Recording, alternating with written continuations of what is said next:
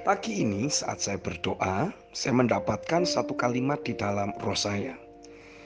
Emosi negatif yang terjebak dalam batin seseorang akan membuat orang yang bersangkutan terus menunjukkan tendensi negatif dalam berinteraksi maupun bersikap.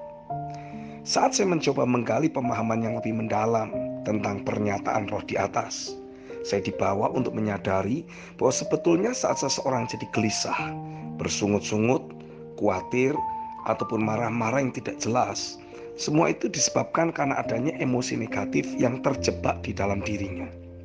Hal tersebut seringkali terjadi dikarenakan adanya suatu pengharapan yang tidak terpenuhi, adanya suatu keinginan yang tidak terwujud, ataupun suatu janji yang tidak kunjung tergenapi. Dan orang yang bersangkutan mulai merasa lelah secara mental, atau istilah lainnya mulai pupus pengharapan. Di saat jiwa seseorang memasuki masa rawan, karena angan-angan atau impian yang terhempas akibat pengkhianatan ataupun berbagai kenyataan pahit lainnya. Itulah momen penentuan apakah emosi negatif yang tercetus dalam batinnya akan dapat berlalu secara begitu saja atau justru akan terus berkecamuk terjebak dalam batin seseorang. Saya mendapati tidak ada alternatif lain yang bisa seseorang lakukan guna membebaskan dirinya dari kecamuk emosi negatif tersebut, kecuali ia bertindak melepaskan pengampunan. Pengampunan terhadap semua pihak yang dianggapnya bertanggung jawab atas tercetusnya emosi negatif tersebut. Di saat orang yang bersangkutan menyadari atau menemukan realita yang tidak seperti pengharapannya tersebut, atau bahkan kadangkala seseorang harus bertindak untuk mengampuni dirinya sendiri. Yang pertama, emosi negatif yang terjebak dalam batin seseorang akan membuat orang yang bersangkutan terus menjalani hidupnya tanpa kedamaian. Ingatlah selalu bahwa emosi negatif akan selalu menggerakkan orang yang bersangkutan, jadi selalu memanifestasikan hal-hal yang negatif. Bahkan seringkali bisa membawa orang yang bersangkutan jadi hidup dalam keterikatan. Orang-orang yang kecanduan atau hidup dalam keterikatan, entah itu kecanduan narkoba, seks bebas, pornografi, merokok, atau bahkan makan, menunjukkan bahwa hidup mereka sedang terus digerakkan oleh emosi yang negatif. Kalau ditelusuri akar dan awal mula penyebab terjadinya keterikatan tersebut adalah pasti karena orang yang bersangkutan menghadapi suatu peristiwa yang mencetus emosi negatif dalam dirinya, dan emosi negatif tersebut terus terjebak di dalam batinnya berhari-hari atau bahkan berbulan-bulan dan bertahun-tahun.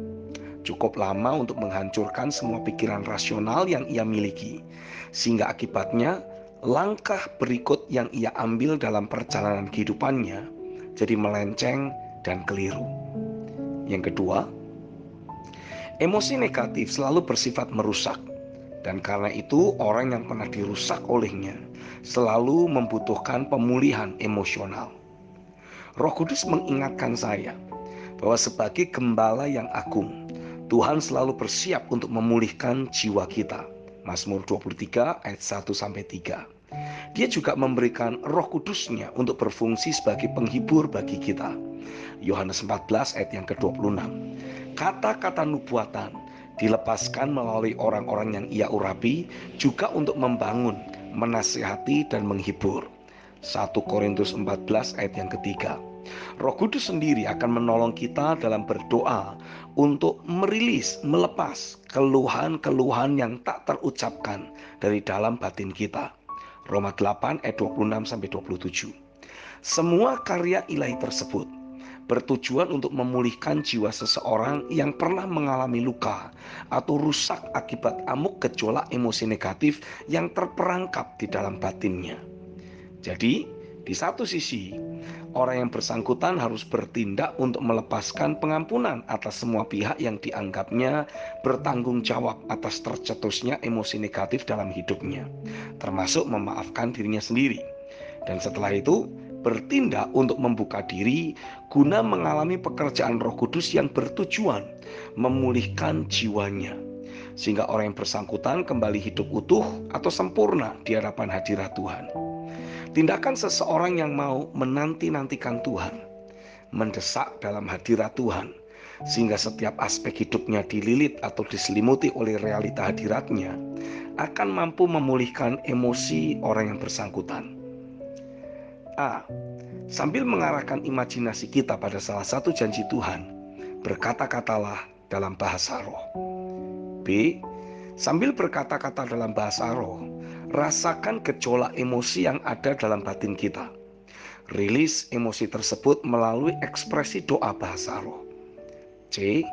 Pergunakan intonasi, gerak tubuh, maupun pelafalan kata-kata bahasa roh guna merilis emosi di dalam batin, dan pada saat yang sama menerima pekerjaan roh yang mengubahkan emosi negatif tersebut menjadi kembali positif atau penuh pengharapan.